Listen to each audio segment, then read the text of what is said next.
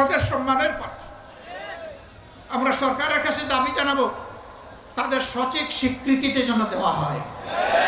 পাঠ্যপুস্তক কারিকুলামে আগামী দিনের নাগরিকরা যেন জানে যে তাদেরও আবু সাইদরা ছিল, এই গাজীপুরের শহীদরা ছিল, সারা বাংলার শহীদরা ছিল, মুক্তরা ছিল, রিয়ারা ছিল, দুধের সন্তানও ছিল, এটা যেন তারা জানে। এই জন্য যারাই লড়াই করেছে দেশে বিদেশে সব জায়গায় সবাইকে অভিনন্দন জানাই।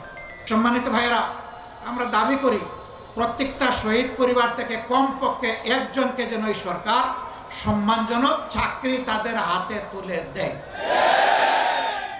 লড়াই করে যারা আহত হয়েছে, পঙ্গু হয়েছে, তাদেরকেও যেন সম্মানজনক চাকরি দেওয়া হয়। তারা যেন আজীবন কারো করুণার পাত্র হয়ে না থাকে, তার যোগ্যতার বলেই যেন সে পরিবারকে আল্লাহর সাহায্য নিয়ে সামলাতে পারে।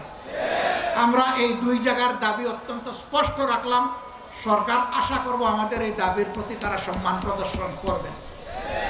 সম্মানিত ভাইয়েরা, কিন্তু আমি পরিষ্কার বলতে চাই, এরা পরিবারে চাকরি পাওয়ার জন্যে অথবা কারো একটু সহযোগিতার জন্য এরা কেউ লড়াই করে নাই।